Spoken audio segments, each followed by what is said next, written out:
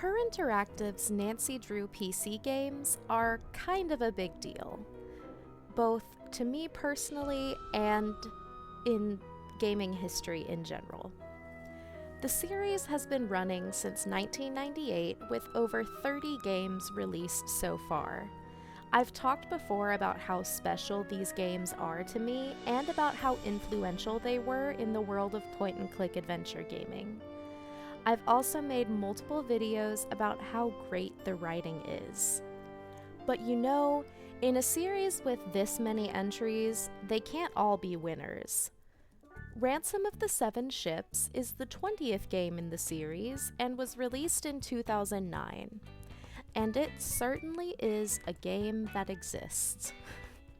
In fact, this game has the distinction of being the only Nancy Drew game so bad you can no longer buy it legally.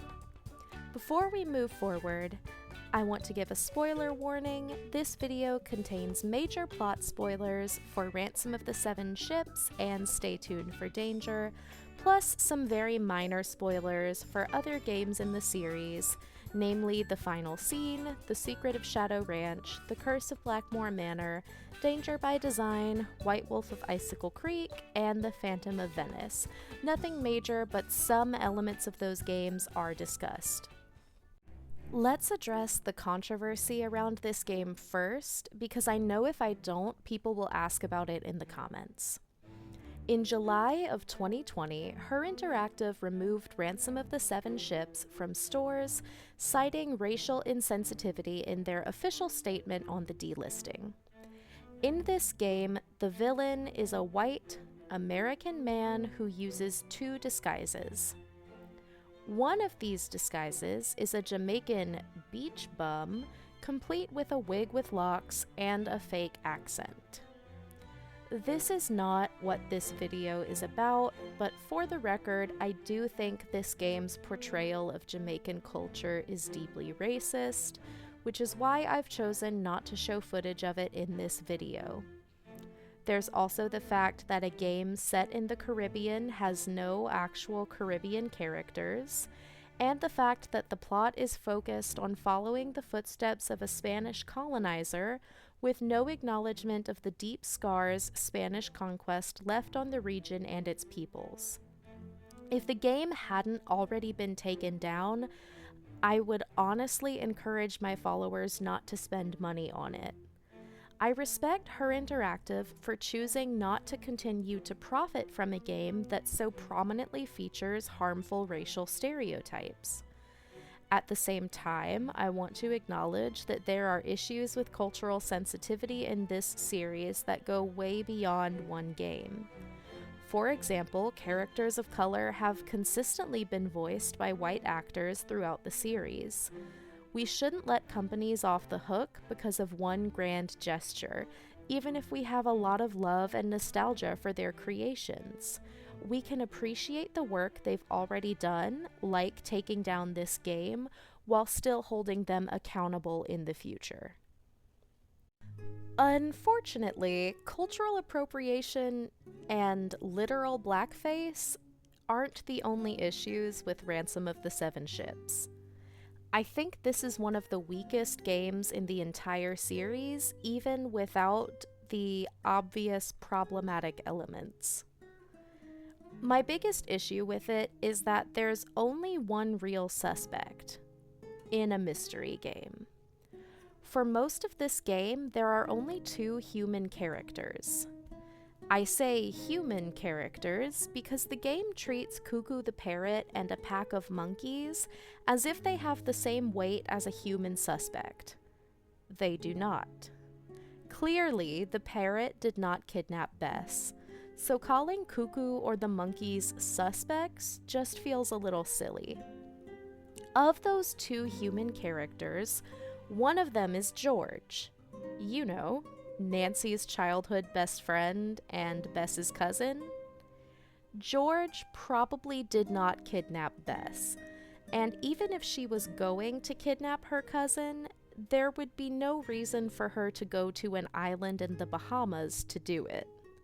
So the only real human suspect in the entire game is Johnny Roll / John Poole / secretly Dwayne Powers.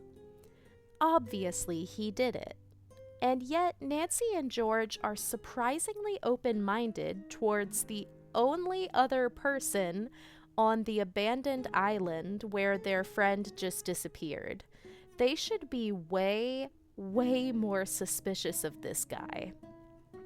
The game tries to set up a red herring with the Gibsons, the owners of the Dread Isle Resort, but since the Gibsons aren't on the island when the kidnapping happened, and since there isn't any compelling evidence that they secretly orchestrated the whole thing, players never really have any reason to believe that the Gibsons are in on it. The next biggest issue I have with Ransom of the Seven Ships is that there's not enough Bess and George. This is the first game in the series where Nancy's friends are animated, and I remember what a big deal that was when the game first came out. But Bess is completely absent except for a few minutes at the very end of the game, and George is busy being the least useful sidekick in the whole series. It feels like they're barely in this game at all, which is even more noticeable because of the lack of other characters. I should not be able to spend more time talking to the parrot than to Nancy's human friends. I referenced this already, but this game also has a big issue with tone. Nancy's best friend has just been kidnapped. That should make for a very tense story. But Ransom of the Seven Ships doesn't feel tense, it feels like a fun island adventure. Every so often, Nancy or George will make a comment about how worried they are, like the game is trying to remind us that we're supposed to be stressed about the kidnapping, but the music and environments and even the dialogue really don't support that. All of this adds up to a very odd gameplay experience. We're being told that this is an intense kidnapping mystery, but the actual game we're playing is a breezy island treasure hunt. My final issue with the game is its puzzles. Personally, I think there's too many of them. I know that's subjective, and some of my personal favorite games in the series are very puzzle-heavy, like Curse of Blackmore Manor and Legend of the Crystal Skull. The difference is that in Ransom of the Seven Ships, too many of the puzzles feel disconnected from the plot. And if I'm being honest, a lot of them feel like they were added just to pad out the game's average playtime. The puzzles themselves can also be really frustrating. There's a reason fans of the series are still talking about how much they hate the underwater Sudoku or the final key puzzle. There's giving players a challenge, and then there's creating puzzles that are intentionally aggravating. And unfortunately, Ransom of the Seven Ships crosses that line. I don't want to make it sound like there's nothing to like about this game. Do I think it's the worst game in the series? Yes. Am I upset that it's not available for purchase anymore? No, not really. But even bad games have some things that they do well. I really enjoy the premise of this game. Nancy and her friends are lured to a remote location by someone who is familiar with Nancy's work as a detective. That's a really great setup for a mystery. The kidnapper's clear obsession with Nancy makes the crime feel more intimate, which adds genuine suspense to the story. These glimpses of that obsession are some of the only truly creepy moments in the game. I really like the opening cutscene with the float plane pilot telling Nancy how isolated she's going to be on the island. I also really like that we finally get 3D character models for Bess and George. They've been phone contacts since almost the beginning, and it's awesome to finally have faces to go with their voices. The game's environments are also gorgeous. The developers nailed the beachy, tropical island vibes. I especially love the pink sand beaches, which makes Ransom of the Seven Ships feel really unique from other beachy games. This might be controversial, but I actually really like that they brought back a culprit from an earlier game. I know some people don't like this choice, and I can see why, but I personally really enjoy it. I think the developers wanted to do something special for their 20th game in the series, and I think having our first reoccurring villain was a really fun way to shake up the usual formula. It feels realistic that someone like Nancy would make a lot of enemies, and that one of those enemies would eventually catch up with her. And I think Dwayne Powers was absolutely the right choice for a returning culprit. Not only is he one of the best villains in the series, but he's also absolutely the type of person who would cook up this crazy revenge scheme.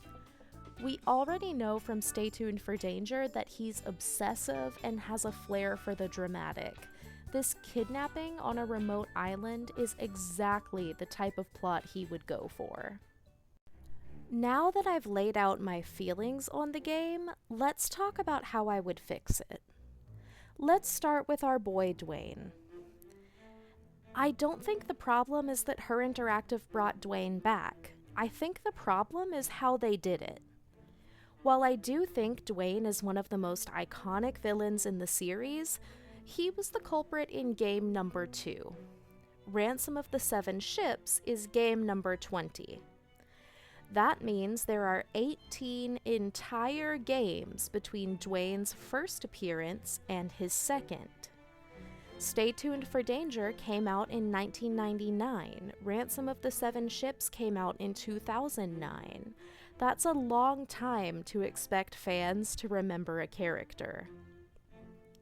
We also have to remember that not everyone who played Ransom of the Seven Ships would have played Stay Tuned for Danger. Keep in mind that the series' target audience was older kids and young teens, so a lot of people who played the games in the late 90s would have outgrown them by 2009, and a lot of newer players in 2009 wouldn't have been around for those early games. By 2009, it was also becoming increasingly difficult to run Stay Tuned for Danger on new computers, so newcomers to the series may not even have had the option to go back and play it. There are a few different ways Her Interactive could have addressed this. They could have chosen a more recent culprit to bring back for this game. I personally think the culprit from The Phantom of Venice would be a great choice for a comeback, and that game came out almost exactly 1 year before Ransom of the Seven Ships, so it would still be pretty fresh in players' minds. But bringing back a new villain wouldn't appeal to longtime fans like bringing back Dwayne did. I think Her Interactive wanted to do something special for people who had stuck with the series since the very beginning, or had gone back to replay those earlier games. And you don't get that kind of tribute by referencing a game you only put out last year. Another option would have been to do a marketing push for Stay Tuned for Danger before Ransom of the Seven Ships was released. Maybe release a new trailer for the game, or do a sale on their online store. I know social media marketing wasn't as much of a thing in 2009, but Her Interactive could have created some sort of challenge to encourage fans to go back and play Stay Tuned for Danger. They could have reached out to big names in the fandom to help drive interest in those older games. They could even have updated the game so it could run more easily on newer computers for fans who wanted to experience it. Getting Stay Tuned for Danger fresh in people's minds would mean more players would be familiar with Dwayne going into Ransom of the Seven Ships. A third option would have been to reference Stay Tuned for Danger more explicitly in Ransom of the Seven Ships, and to foreshadow Dwayne's return earlier in the game. You could argue that this would spoil the ending, but I would argue that the game does that anyway by only having one suspect. By including flashbacks and references to Stay Tuned for Danger, the developers could make sure even brand new players felt the impact of Dwayne's return. If they wanted to keep the culprit's identity a mystery, maybe they could have made it less obvious by including flashbacks and references to other older games as well. This would make it less obvious that Dwayne would be the culprit and would be a fun nod to all of the previous games in the series. So Dwayne can stay as long as we integrate his return better with the new story. Now let's address the other suspects, because this game needs other suspects. In my version of Ransom of the Seven Ships, there would be 2 human suspects on the island besides George. First is, of course, John Poole. John is an Australian tourist and the only other guest at the resort. He claims to be an introverted adventure lover who came to the island to be alone in nature and to get his adrenaline pumping. John is still revealed to be Dwayne Powers at the end of the game, but his characterization is closer to Stay Tuned for Danger. It would also help if they cast a voice actor who could actually match Dwayne's voice and mannerisms from his original appearance. No hate at all to Jonah Von Spreeken. I think he's great in some of his other appearances in the series, but his soft-spoken version of Dwayne just isn't as intimidating as the manic energy of the original. The other full character in my version of the story would be Penny Defoe. Penny is an Afro-Bahamian woman who works for the Gibsons. She arrived on the island only a few days before Bess and George. Through Penny's character, players could learn about Bahamian history and culture and about the issues faced by Bahamian people today. Penny is deeply critical of Spanish colonialism in the Caribbean, leaving Nancy to wonder if she hates the Spanish enough to keep El Toro's treasure from ever seeing the light of day. In my version of the story, Nancy would actually investigate suspects and try to figure out who the kidnapper is, instead of just going along with the kidnapper's treasure hunt. This does mean that for most of the game, there would only be 3 characters for players to talk to and interact with: George, John, and Penny. I think this works for the story because having so few people on the island really drives home how isolated Nancy is. Ghost Dogs of Moon Lake did this earlier in the series with only 3 suspects instead of the usual 4. That game was also set in a remote area, and the feeling of isolation really adds to the Lost in the Woods vibes of that game. Isolation is also a major theme in The Broken Anchor, the Nancy Drew book this game is loosely based on. Cuckoo and the Monkeys are no longer plot relevant. In my version, Cuckoo is just a fun callback to the Curse of Blackmore Manor. Players can feed her fruit in exchange for hints, but interacting with her is totally optional besides the one puzzle where we find her a new perch. The monkeys are also entirely optional aside from being tied to a single puzzle. Another big picture change I would make is adding a day and night cycle. At night, the environments would look more gloomy and creepy, and the music would be more ominous. Again, this adds to the feeling of isolation and helplessness. The game would shift from day to night and vice versa when players reached certain points in the story. I would also add flashbacks and nightmare sequences similar to the ones in Curse of Blackmore Manor. These sequences reference Nancy's past mysteries, including Stay Tuned for Danger. Those are the big picture changes I would make, and I think they would fix a lot of the issues with Ransom of the Seven Ships. From here, I want to get even more specific and talk about how my version of the story would play out. The game opens with a nightmare sequence that includes elements from several of Nancy's past cases. She's in some sort of underground tunnel, maybe the catacombs from Danger by Design or the Phantom of Venice. We hear danger music, which is borrowed from the soundtrack of a previous game. Nancy hears snippets of villain speeches from her previous games. We hear the first phone call from the kidnapper in the final scene, the mysterious chanting from Curse of Blackmore Manor, the howl of the White Wolf from the White Wolf of Icicle Creek, And finally, the distorted "Hello, Rick" from the bomb in Stay Tuned for Danger, right before the ceiling of the catacombs collapses on top of Nancy. Nancy suddenly wakes up in her bedroom in River Heights. We hear her dad's voice off screen reminding her that she needs to be on her way to the airport soon so she doesn't miss her flight. Nancy comments that maybe she does need a vacation. All this detective work might be starting to get to her. From here, we track Nancy's travel on a map as she flies to Dread Isle. We cut to Nancy in the float plane. She asks the pilot how often he flies charters out to the island, and he says Bess and George were his first passengers in weeks. He tells Nancy most resorts in the area shut down during hurricane season, but that Dread Isle stays quiet even during the busy season. We cut to Nancy on the Dread Isle dock as the float plane is taking off. George runs up to the dock and tries to flag down the plane, but it's already gone. She breaks down and tells Nancy that Bess has been kidnapped. George tells Nancy that when she and Bess arrived the day before, the resort was totally empty aside from a caretaker named Penny and some weird Australian tourist. The Gibsons are apparently away on a fishing trip. George says the last time they spoke, Bess was on her way to watch the sunset on the beach. It wasn't until George woke up this morning that she realized Bess never came back the night before.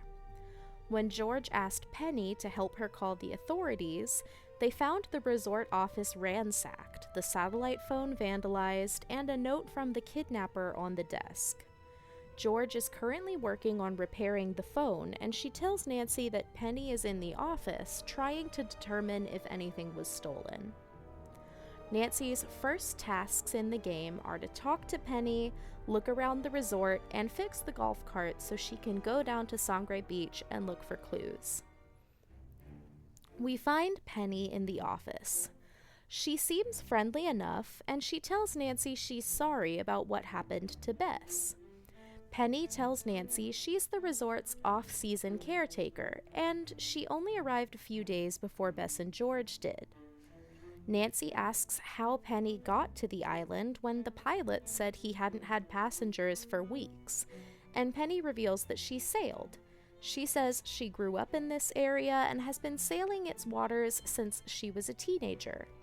She offers to let Nancy use her sailboat to search for Bess. Penny also reveals that she hasn't seen the Gibsons since she arrived on the island. Nancy asks if there's any way to call for help besides the broken phone, and Penny says that she doesn't have one, but that Nancy should ask their other guest, John, if he has a radio on his boat.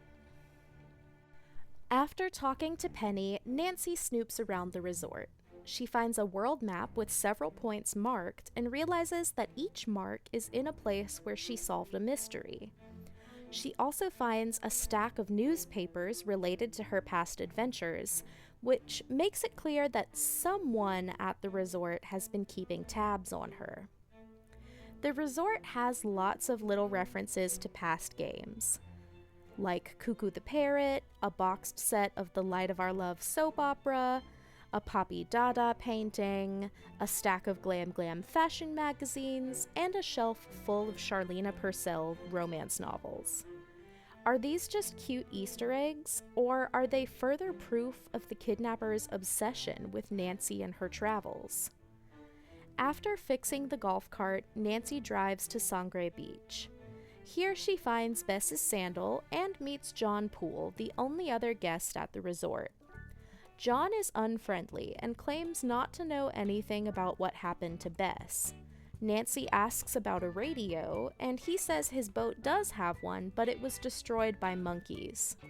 He explains that there's an abandoned primate research center on Dread Isle, and that when it shut down, the monkeys were released back into the wild, and now they cause all kinds of problems for the resort and its guests.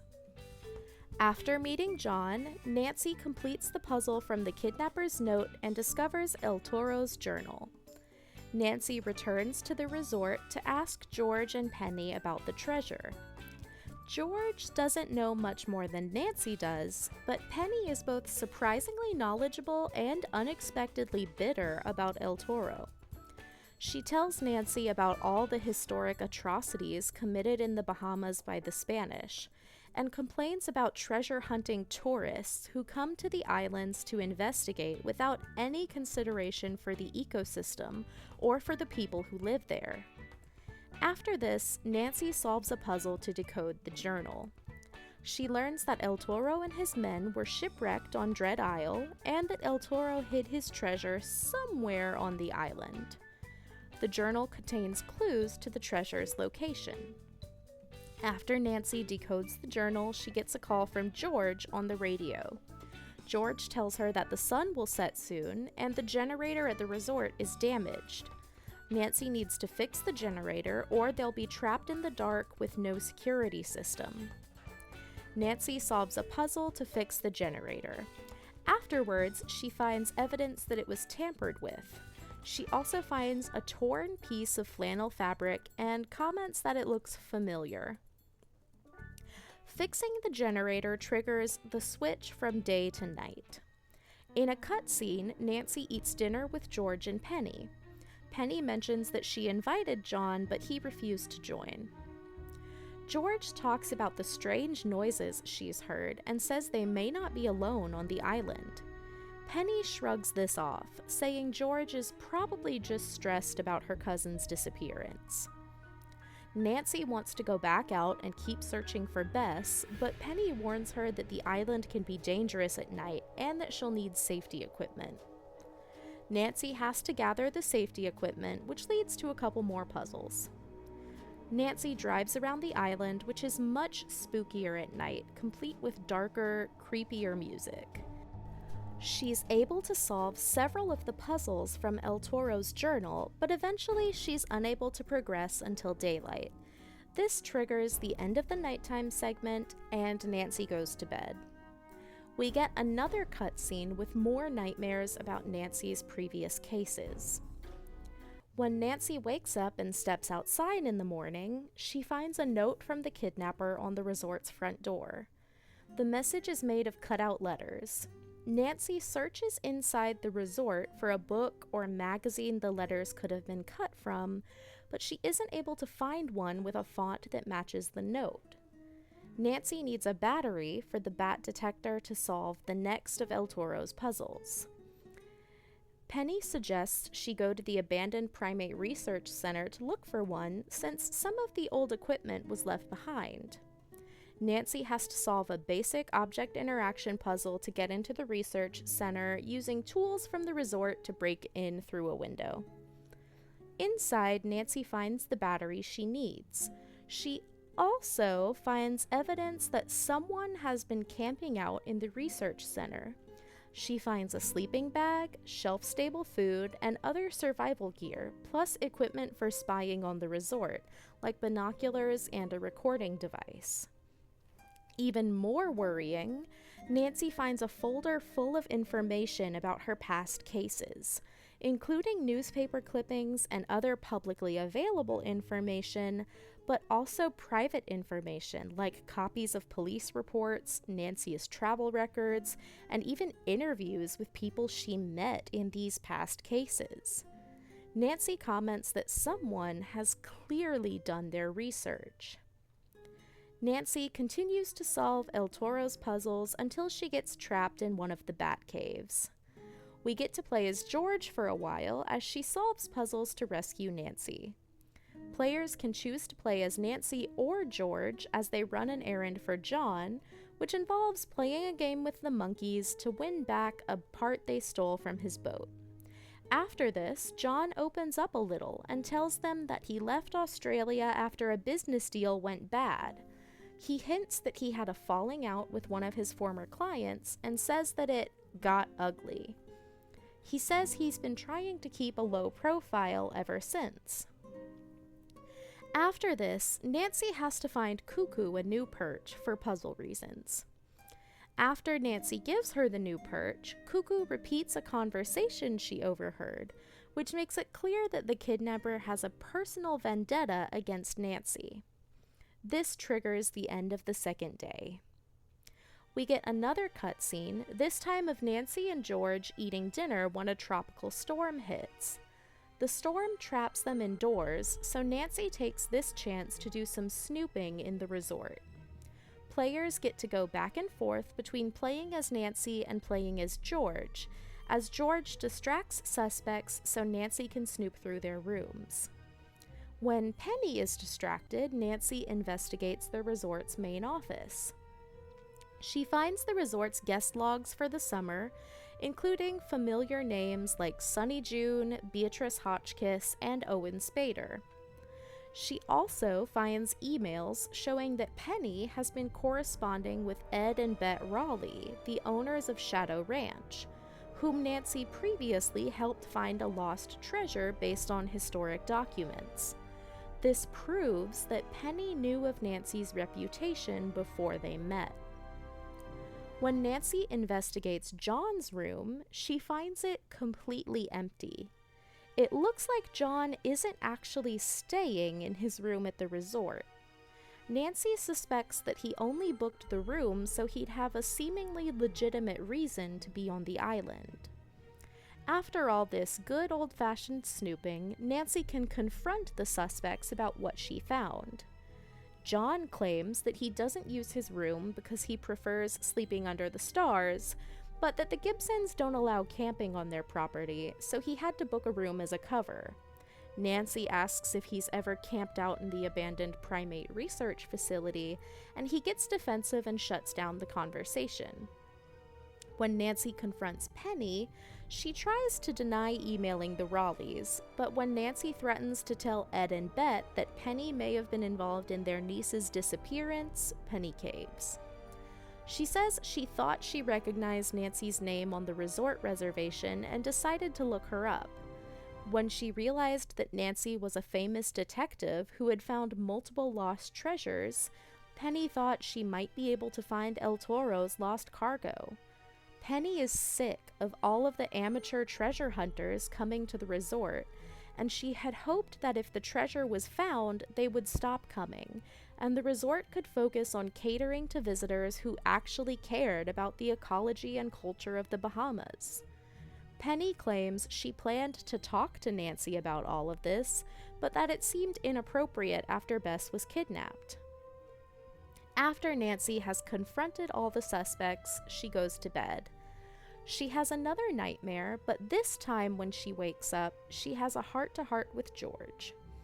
Nancy says she's starting to suspect that Bess's kidnapper is somehow connected to one of her previous cases. George asks if any of the criminals Nancy has busted would go this far for revenge, and Nancy says she can think of a few who would. George suggests that once the satellite phone is fixed, they can contact the authorities and find out if any of Nancy's past culprits have been recently released from prison or are out on parole. After this cutscene, a new day starts. The day starts with George telling Nancy that she's finally fixed the satellite phone. Nancy solves a puzzle to find the correct frequency to call for help, and she successfully makes contact, but is told that because of the storm, it isn't safe for a boat or a plane to come out to the island. Nancy is able to explain the situation to a police officer in Nassau, who promises to try to get in touch with the Gibsons. He also offers to run background checks on John Poole and Penny Defoe.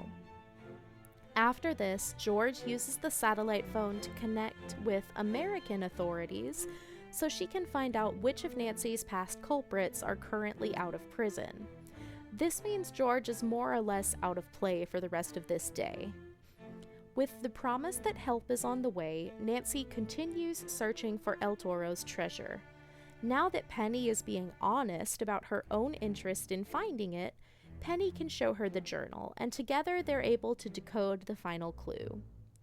Nancy finds El Toro's hidden lair, complete with pirate gold and one creepy old skeleton.